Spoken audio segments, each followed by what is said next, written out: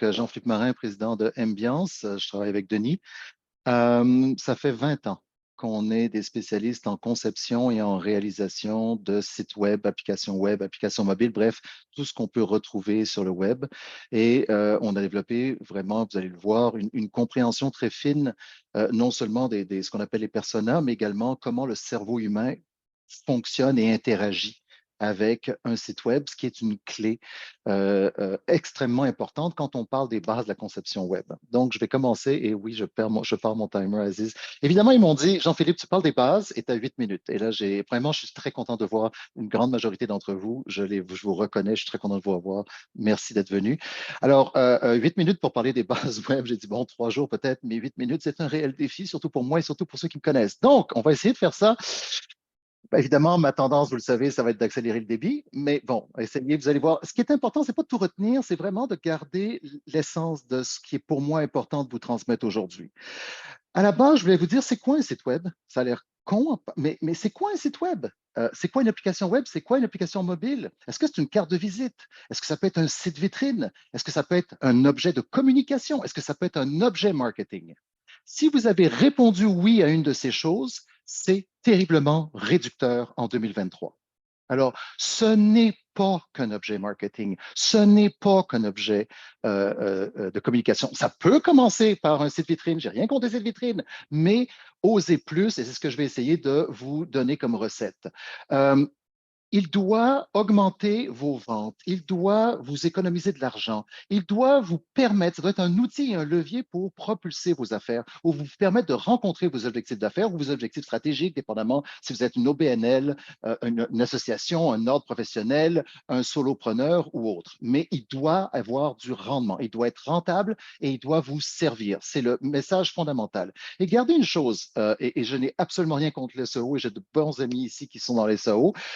Quand vous allez voir un film dans une salle de cinéma, l'expérience, elle n'est pas dans Google Maps, elle est dans la salle de cinéma. Donc, c'est super important qu'on arrive à trouver la salle de cinéma, mais tout va se jouer dans la salle de cinéma. Tout se joue dans le site web. C'est là où ça va jouer en disant, est-ce qu'ils vont convertir? Est-ce qu'ils vont vous aimer? Est-ce qu'ils vont vouloir vos services? Est-ce qu'ils vont vouloir revenir pour avoir vos services? Alors, on garde ça en tête. Et c'est quoi la clé de la base de la conception web mobile? Il y en a 8.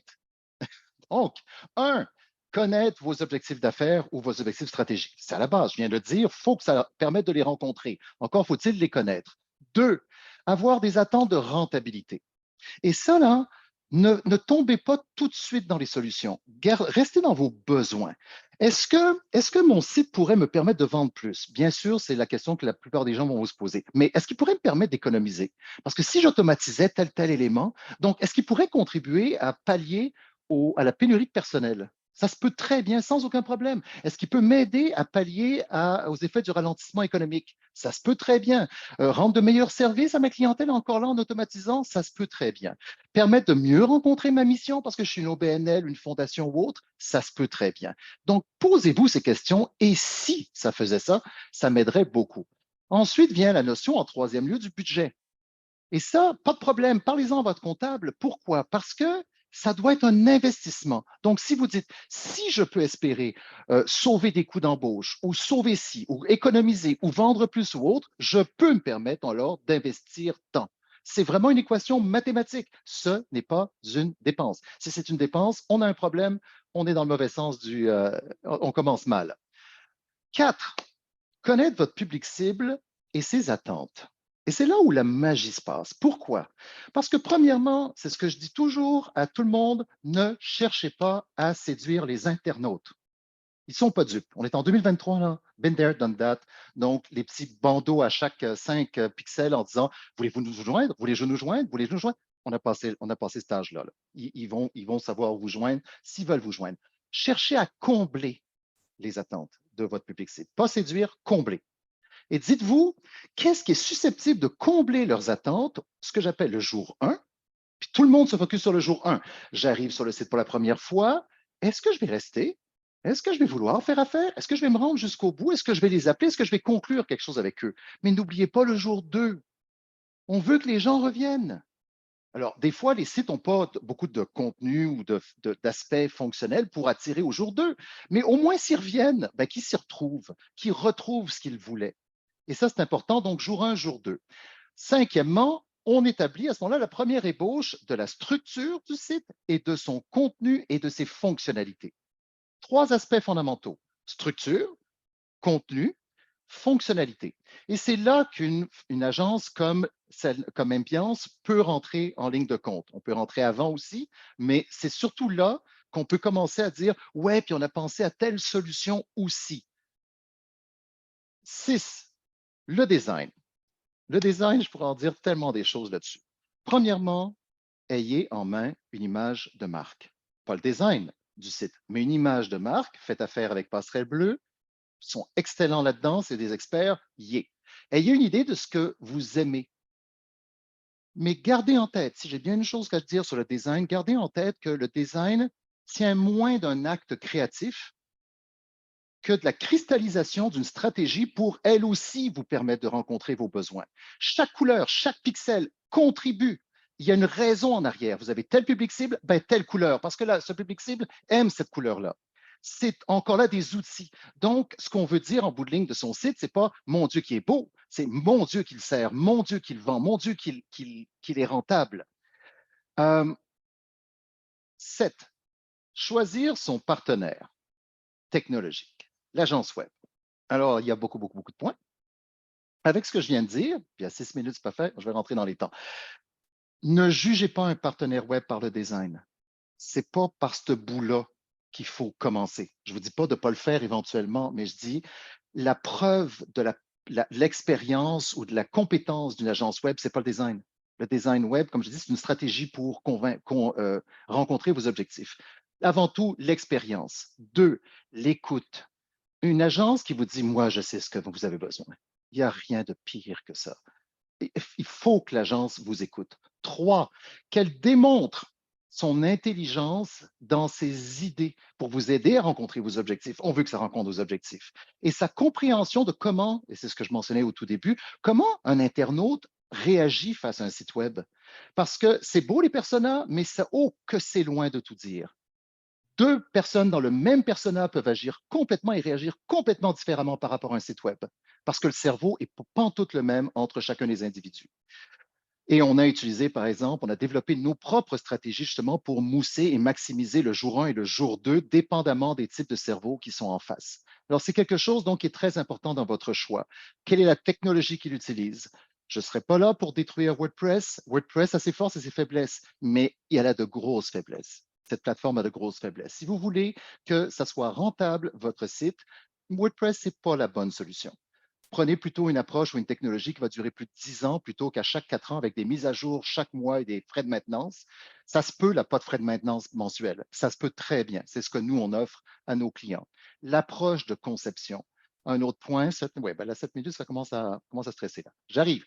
L'approche de conception, Aziz, oui, je t'ai vu commencer à ouvrir, c'est bon.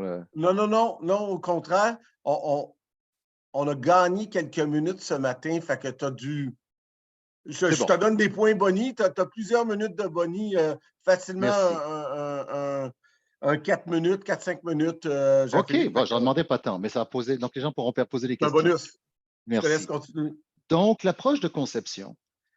Je vais le réduire aussi sous un autre angle après. Les gens adorent se dire, oh mon Dieu, je vais me concentrer sur, je vais concevoir mon site en faisant des maquettes. Non, non, non, non, non, non, non, non, non, non. On ne commence pas par les maquettes. C'est l'erreur fondamentale que les gens font. Les maquettes ne traduisent pas les comportements, les réactions, les interactions. La maquette est très figée. By the way, c'est toujours le look le plus idéal au monde, alors que c'est un outil dynamique. Donc, on ne commence pas par les maquettes. On va avoir du temps pour les maquettes, mais si vous êtes, il faut pouvoir l'exprimer en français simple. C'est la base de tout. Il faut que votre partenaire ait une bonne méthodologie de gestion. En l'occurrence, est-ce que ça se peut une méthodologie de gestion de projet qui vous empêche toute possibilité de mauvaise surprise? Oui. Donc, ce n'est pas une question de je fais confiance. Ne faites pas confiance à une agence web ou n'importe qui d'ailleurs. Là.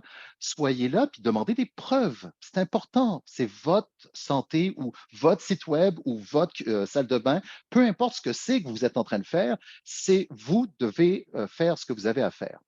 Et le dernier point, bien suivre le déroulement du projet et vous impliquer.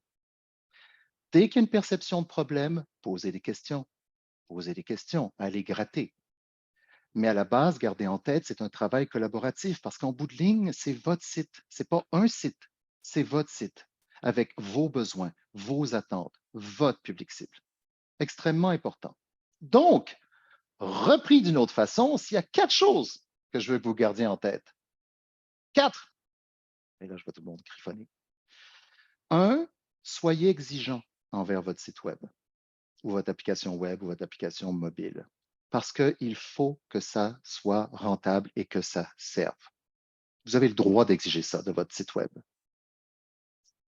2, faites vos devoirs. Comme vous l'avez vu, si je descends sur les 8 points, je pense que les 5 premiers dans votre cours, c'est assez majeur. Ça ne veut pas dire que vous ne pouvez pas être aidé par une agence web. Par exemple, nous, on offre 3 services, dépendamment où est-ce qu'on est dans les 8 points. Si c'est au tout début, c'est du conseil stratégique. Si c'est au milieu, en disant ah, je ne suis pas sûr.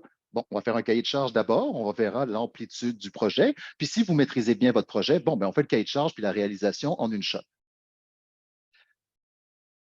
Impliquez-vous parce que c'est vous qui êtes les spécialistes. Trop souvent, on entend, mais non, mais c'est vous les spécialistes. Non, non, non, non, non, non, non, on est spécialiste dans quelque chose, c'est sûr. Mais les clients, vous êtes spécialistes dans vos besoins et vos attentes. Et de grâce, ne cherchez jamais un projet clé en main. C'est la recette d'un désastre, systématiquement. Parce que ça veut dire, je vous donne les clés, je vous donne toutes les clés, les responsabilités, et après ça, on va tomber dans le vous m'avez mal compris. Non, non, pas de projet clé en main. Vous avez des responsabilités. L'agence a des responsabilités. 3, comme je l'ai mentionné au début, le plus important dans un site web, c'est ce qui se passe dans le site web. C'est super important de le trouver, mais la magie va s'opérer à l'intérieur du site web. Gardez ça en tête. 4 et dernier point.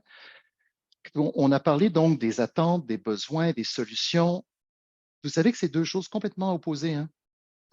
Ceux qui commencent, par exemple, en disant je vais commencer par une maquette, ben, ils sont sur la solution. Si vous êtes dans la solution, vous n'êtes pas vous n'êtes pas à haut niveau. Donc, vous pouvez peut-être oublier une attente, un besoin, quelque chose de très, très important. Donc, restez le plus longtemps possible dans le haut niveau. Mes attentes, les besoins de mon public cible, mes objectifs, quel est le niveau de rentabilité. Et ensuite, on tombera dans les solutions parce que tout doit travailler dans un site web et tout doit contribuer pour atteindre vos objectifs.